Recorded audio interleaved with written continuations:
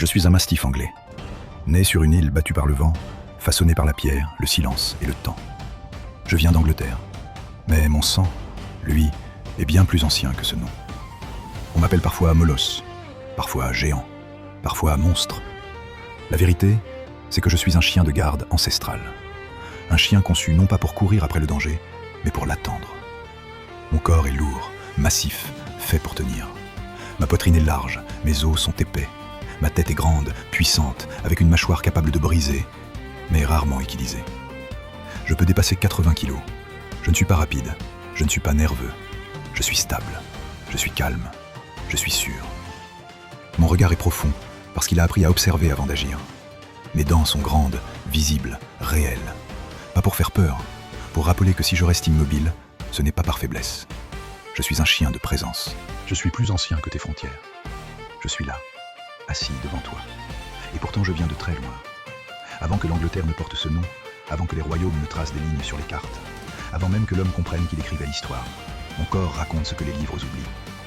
Il y a plus de 4000 ans, bien avant notre ère, mes ancêtres marchaient déjà aux côtés des hommes. De grands chiens lourds, puissants, silencieux. Ils venaient des vastes territoires d'Asie centrale et du Moyen-Orient, là où les peuples nomades avaient besoin d'un compagnon capable de tenir face au froid, aux bêtes sauvages et aux ennemis humains. Ces chiens ne couraient pas pour le plaisir, ils ne chassaient pas pour le jeu.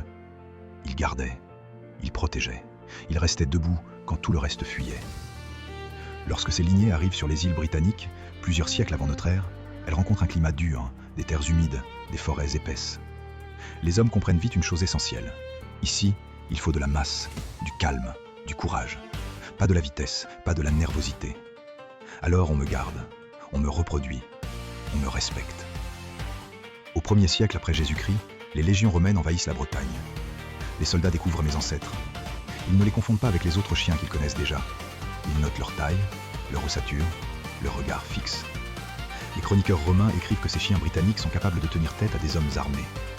Ils sont si impressionnés qu'ils décident de les emmener à Rome. Je traverse alors la mer. Pas comme un animal de compagnie, comme une force. Dans les arènes romaines, mes ancêtres affrontent des taureaux, des ours, parfois même des lions. Non parce qu'ils sont fous, mais parce qu'ils ne reculent pas. Je n'ai pas été créé pour attaquer sans réfléchir. J'ai été façonné pour rester quand tout pousse à partir. Lorsque l'Empire romain décline, je reste, en Angleterre, sur les terres, dans les villages. Pendant le haut Moyen-Âge, je deviens le gardien des domaines. La nuit, je marche lentement le long des murs de pierre.